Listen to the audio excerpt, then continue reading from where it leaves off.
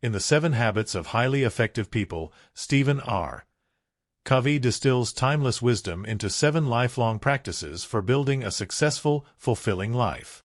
Rather than small, daily actions like brushing your teeth, these habits are patterns of thinking and acting that represent a broader approach to life. They are: Habit 1. Take initiative. Habit 2. Envision the life you want. Habit 3. Prioritize important over urgent. Habit 4. Seek mutual benefits. Habit 5. Listen and understand the other first. Habit 6. Collaborate to create possibilities. Habit 7. Practice self-renewal. Collectively, Covey's 7 habits help you to examine and adjust your character, your motives, and how you see the world in order to become more effective both personally and professionally. Short-form note: in the evolution of self-help books, 7 Habits takes a character-focused approach to self-improvement, changing perspective and motivation in order to alter behavior, amid a sea of behavior-focused self-help classics like How to Win Friends and Influence People, which share practical tips to conduct yourself differently. The habits: defining the approach and goal. Before we dive into the habits, let's examine Covey's approach and goal for readers who adopt the 7 habits. The method: shifting perspectives.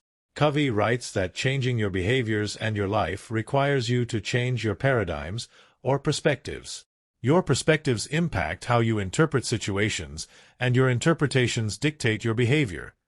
Thus, changing your perspective changes your behavior. Taking this a step further, your behaviors determine your outcomes, which collectively shape your life. Short-form note: Covey doesn't specify how to change your perspectives.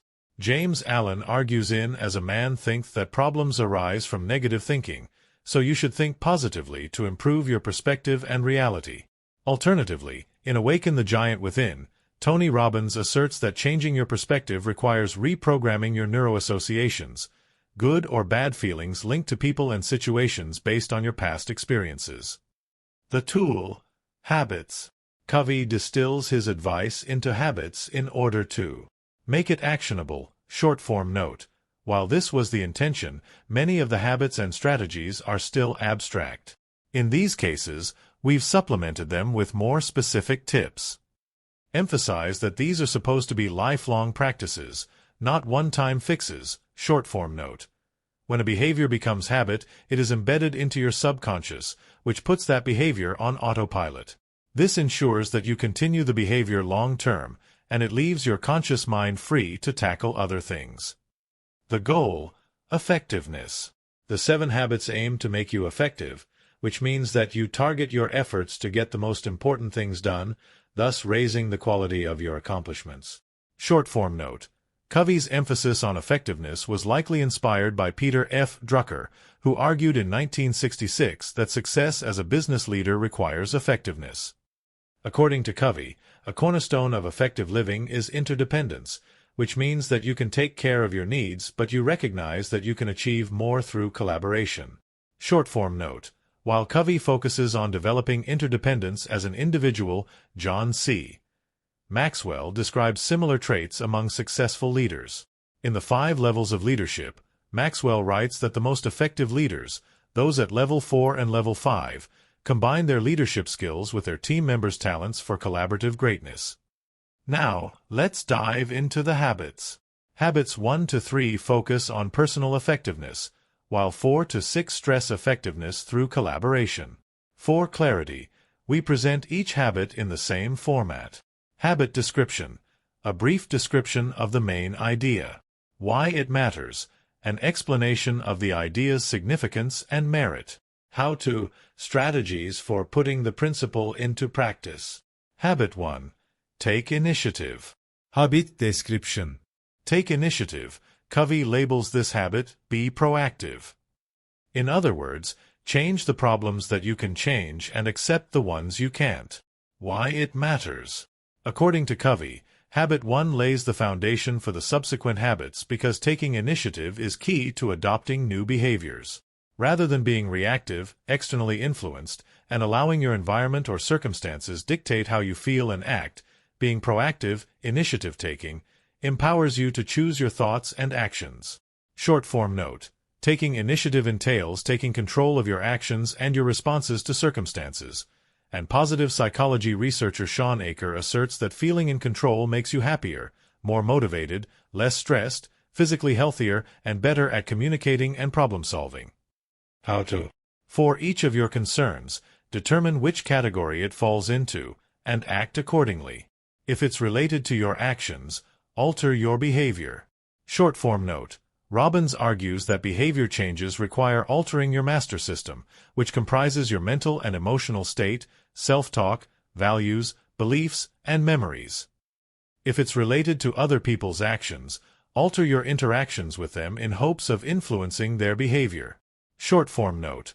One way to do this is to use social proof. If you want someone to do something, emphasize that others are already doing it. If it's something you can't impact, like the past, accept it. Short-form note. One strategy is to engage in the present moment instead of dwelling on the problem. Habit 2. Envision the life you want. Habit description. Determine who you want to be and what's important to you, and keep these goals front of mind with a personal mission statement. Short-form note. Goal-setting theory confirms that creating specific, challenging goals improves performance. Why it matters. Covey argues that you have to imagine the life you want before you can achieve it. Vividly envisioning your goal keeps you focused on your destination amid daily demands and distractions. Short-form note.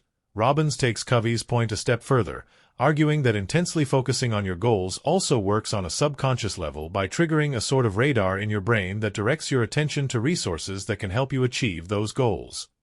How to. Habit 2 is a two-part process. Identify who you want to be and what you want to do. Picture yourself at the end of your life and reflect on what kind of impact and legacy you want to leave. Short-form note. Alternatively, organizational psychologist Benjamin Hardy suggests imagining what you'd do if you had only 1 month to live, but you couldn't tell anyone. What if you had 1 year? 5 years. What would you prioritize for each prognosis? Write a personal mission statement that details who you are, your long-term goals, and the values you want to live by. Review and revise this mission statement regularly. Checklist of an effective personal mission statement. Personal mission statements are as unique as the people who write them.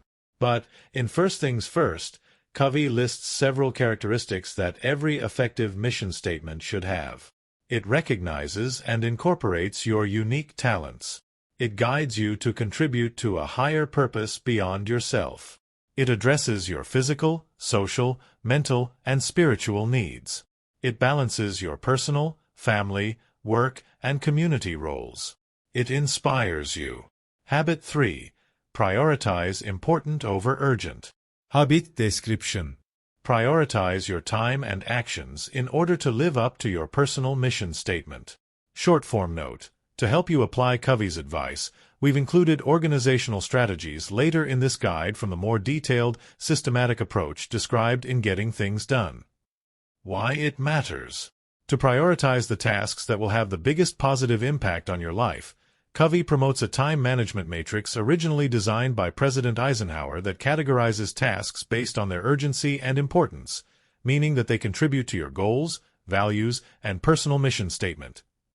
The matrix has 4 task categories, which Covey refers to as quadrants. Category 1. Urgent and important.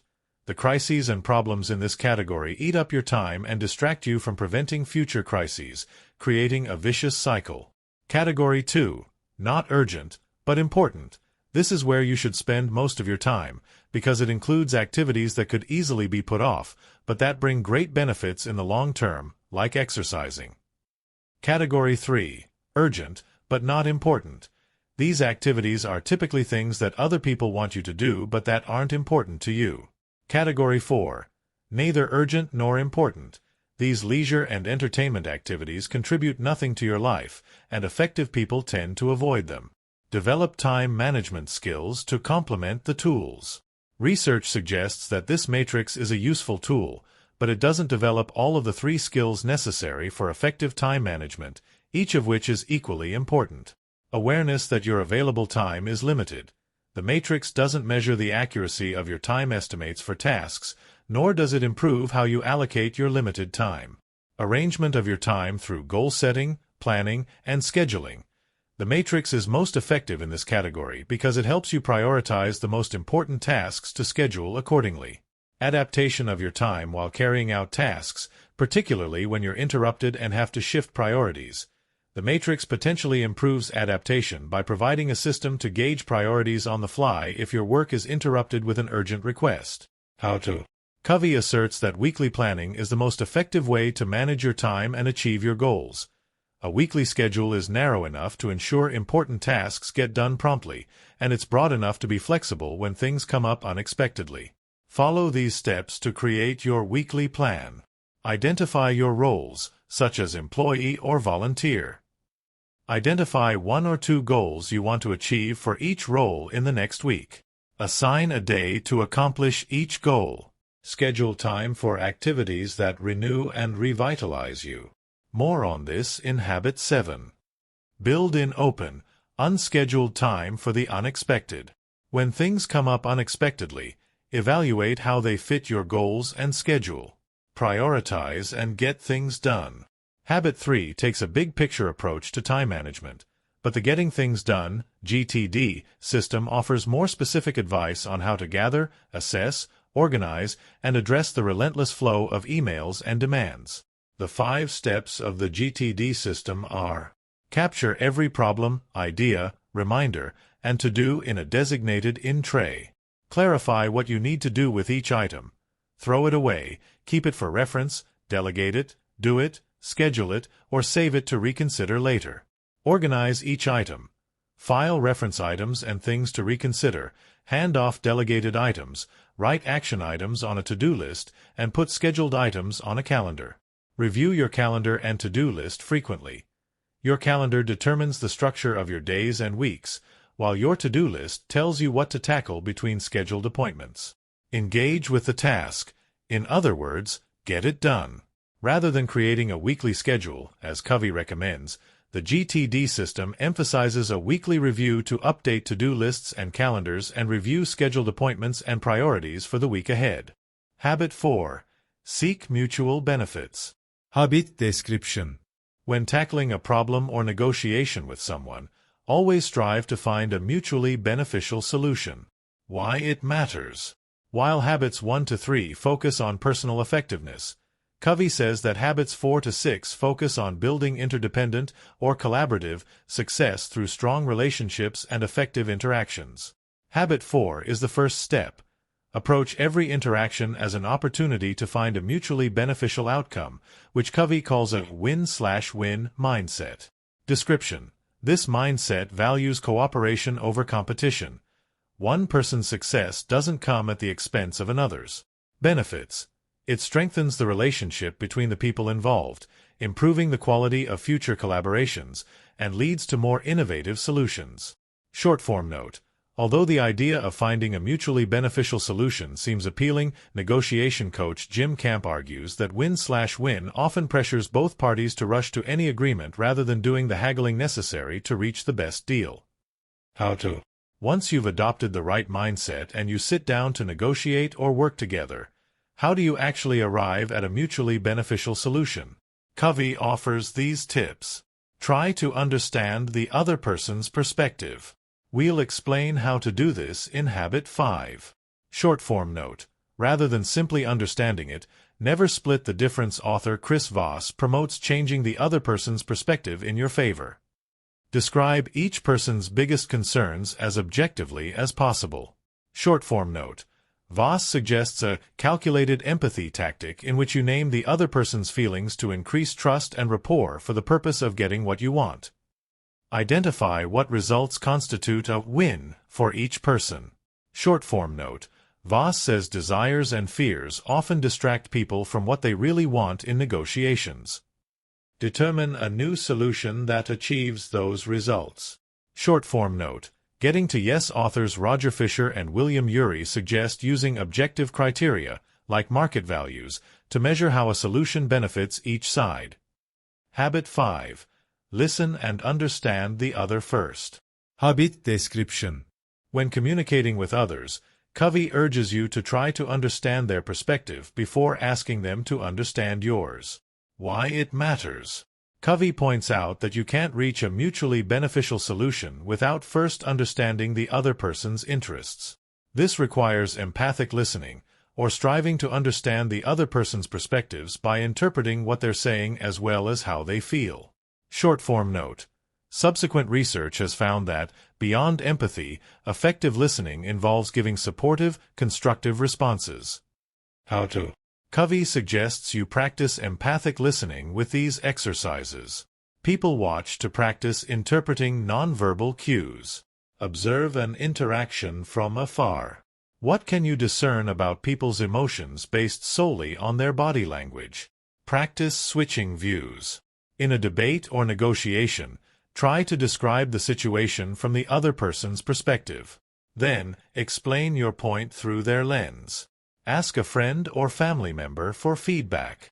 Explain the concept of empathic listening, and ask them to tell you in a week how well you listened empathically to them. Specific strategies for empathic listening. Covey's exercises allow you to practice empathic listening, but he doesn't provide many specific strategies. Supplement Covey's exercises with these practical strategies for empathic listening from the Crisis Prevention Center. Signal that you're listening with your body language and gestures like nodding. Withhold your judgments.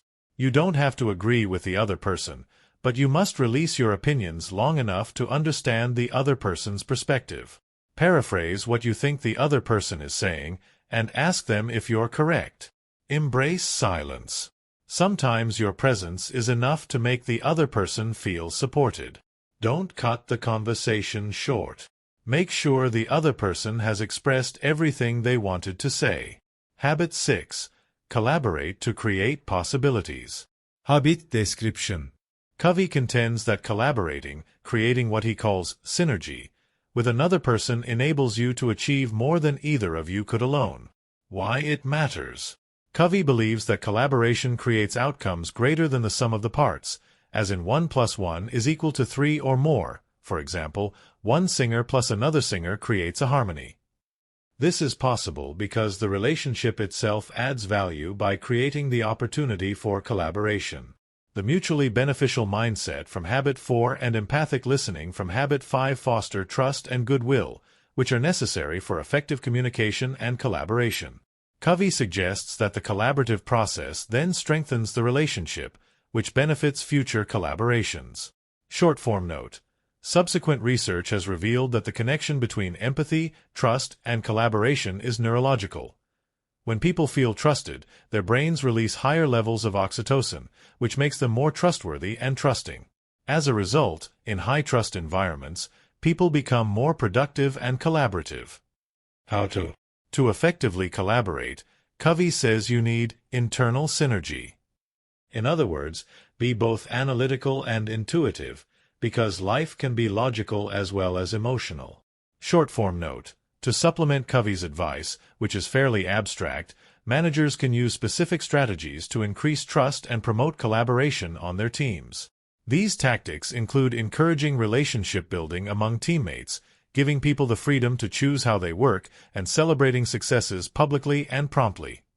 Habit 7. Practice self-renewal. Habit description.